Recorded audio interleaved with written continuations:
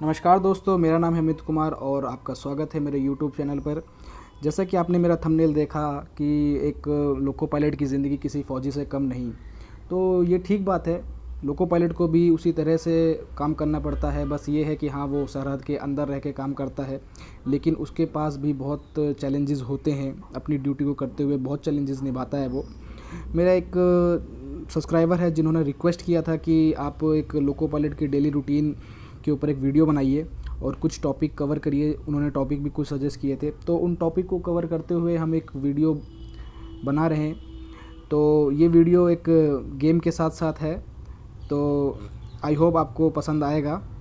तो सफ़र शुरू करते हैं और साथ ही साथ आप गेम को एंजॉय कीजिए, वीडियो को एंजॉय कीजिए।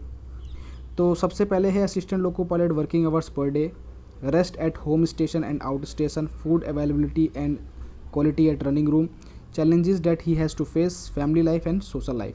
ये सारे कुछ कॉमन से टॉपिक्स हैं जिसमें हम डिस्कशन करेंगे।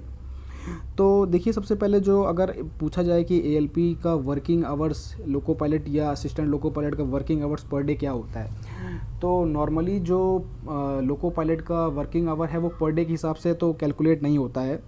उनका फोर्थ नाइट के हिसाब से कैलकुलेट होता है। फोर्थ नाइट में 15 दिन होते हैं, लेकिन वो 15 दिन नहीं, ऑलमोस्ट 13 दिन के आसपास कैलकुलेट होता है, क्योंकि 15 दिन में यानी 2 हफ्ते में 2 रेस्ट भी मिलते हैं उनको।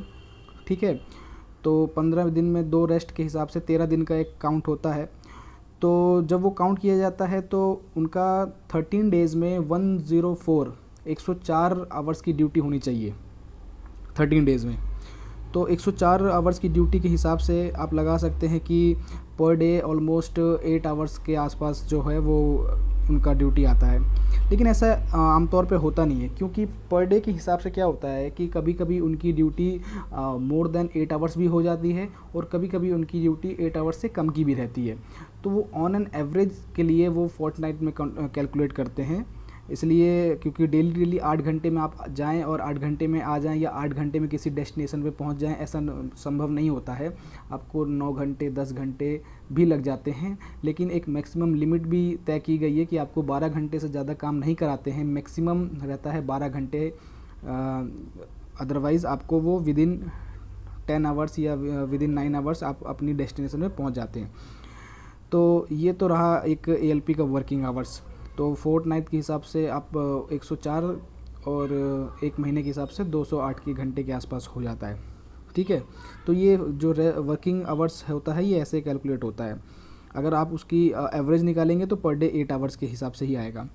सेकंड चीज़ है रेस्ट की बात करते हैं। तो रेस्ट क्या होता है कि देखिए, रेस्ट ऐसा होता है कि जैसे अब जब आप अपने होम स्टेशन से, जो आपको जहाँ पे आपको लॉबी अलॉट की गई है, आप अपने होम स्टेशन से जब आप दूसरे स्टेशन पे जाते हैं तो पहुंचने के बाद अगर आपने मोर देन 8 आवर्स ड्यूटी किया है, अगर आपकी ड्यूटी 8 आवर्स से ज़्यादा की हो गई है, तो आपको वहाँ पे 8 आवर्स का रेस्ट मिलता है।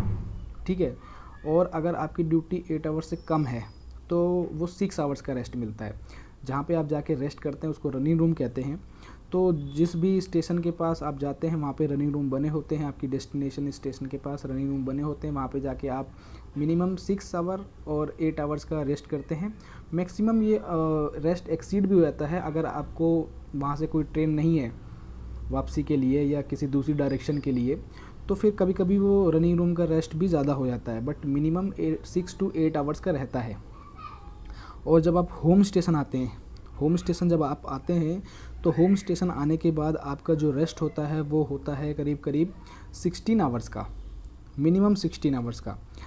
16 आवर्स के बाद अगर आपके लिए अभी कोई ट्रेन नहीं है या आपसे पहले आप बहुत लोग रेस्ट क्लियर हो चुके हैं, उनकी ड्यूटी लगानी है, और तो आपका रेस्ट कभी कभी बढ़ भी जाता है और कभी कभी आपको 16 आवर्स में आपकी बुकिंग भी हो जाती है, आपको ट्रेन ऑर्डर हो जाती है।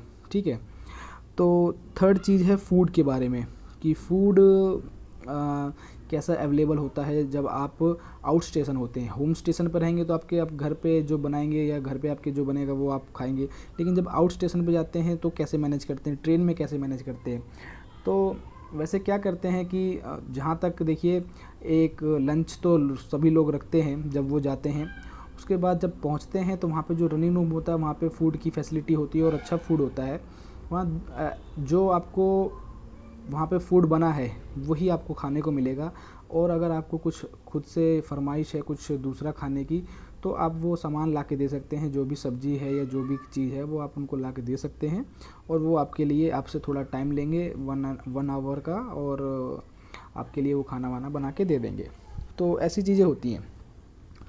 और दूसरी चीज़ ये होती है कि आपको थोड़ा सा फूड या कुछ भी अपने पास रखना पड़ता है, कुछ पैक्ड फूड। ऐसा एक्चुअली कभी कभी क्या हो जाता है कि कभी कभी कहीं सिग्नल ना मिलने की वजह से कभी कभी आपको लेट हो जाता है पहुंचने में डेस्टिनेशन में। तो अगर आपकी ड्यूटी मान लीजिए 12 घंटे तक हो गई है तो उस केस में आपको मैनेज करना पड़ता है, खुद से ही मैनेज करना पड़ता है, या कभी कभी कोई ऐसे स्टेशन के आसपास रुके जहाँ फूड आपको मिल जाए, तो वो सारी चीज़ें मैनेज करनी पड़ती हैं।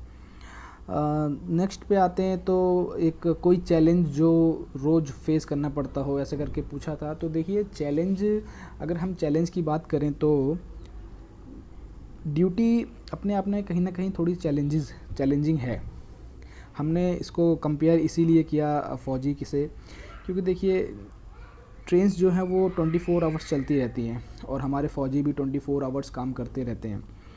हमारे ड्यूटी में कोई डे या नाइट का भी कुछ नहीं होता। अगर आपका रेस्ट रात को 2 बजे क्लियर है तो आपको 2 बजे ही आपकी ड्यूटी लग सकती है, पूरी चांसेस है। तो जिस समय अगर आप खाना वाना खा के 10-11 बजे सोने के लिए लेटे, तो उस समय कभी कभी ऐसा होता है कि आपको माइंड में रहता है कि अभी 2 बजे तक मेरी ड्यूटी लग जाएगी और फिर मेरे को जाना होगा। तो कभी कभी वो थोड़ा सा ऐसा मतलब चैलेंजेस लगता है। प्लस और कोई ख़ास चैलेंज नहीं होता, बट ये है कि आपको आपकी रिस्पॉन्सिबिलिटी बहुत ज़्यादा होती है। जिस वक्त आप ट्रेन में होते हैं और आप ट्रेन का मूवमेंट हो रहा होता है तो उस वक्त आपकी रिस्पॉन्सिबिलिटी बहुत ज़्यादा होती है। तो नॉर्मली कोई खासा चैलेंज नहीं फ़ील होता, बट यही है कि हाँ, आपकी ड्यूटी कभी भी लग जाती है तो सम टाइम आपको लगता है कि इस वक्त आपका मन नहीं है और आपकी ड्यूटी लग गई, तो ये भी एक चैलेंज जैसा ही लगता है। सपोज़ कीजिए आप सो रहे हैं, रात को 3 बजे कॉल आ जाता है, तो फिर वो एक चैलेंज टाइप का हो जाता है कि यार इस समय ड्यूटी जाना है।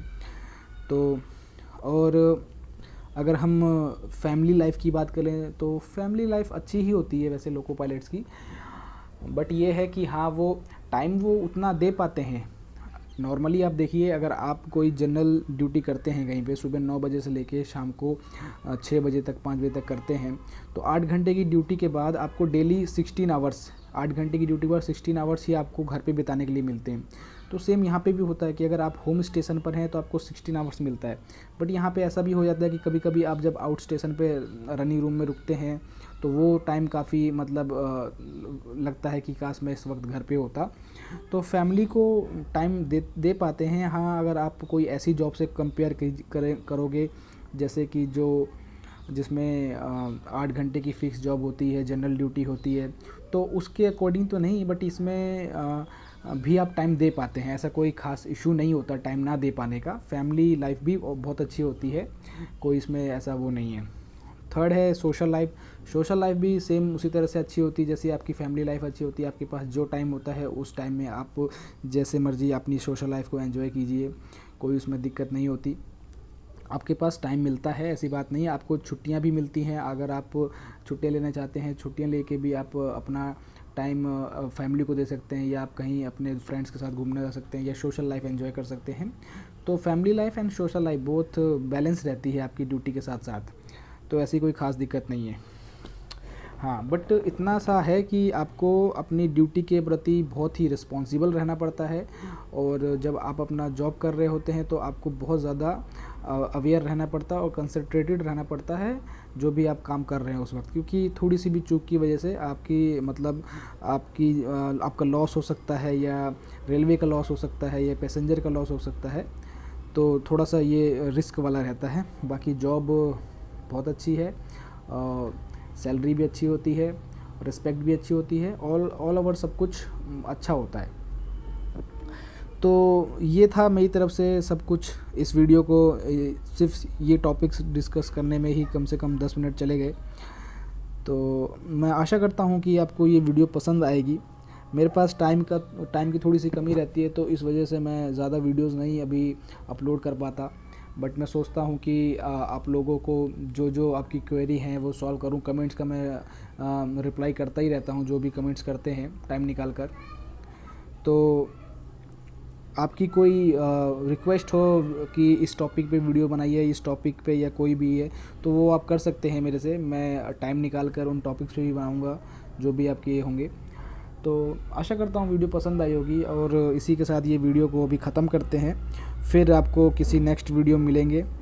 अभी हमारा सफ़र ख़त्म हुआ नहीं है, अभी तो चल रहा है, ट्रेन चल रही है, किसी डेस्टिनेशन पे पहुंची नहीं है, बट हम इसको अभी ख़त्म करते हैं। Thank you. अच्छा हाँ, चलेगा क्या? सुनिए, वीडियो को लाइक और सब्सक्राइब कर देना चैनल को, ठीक है? Okay, thank you.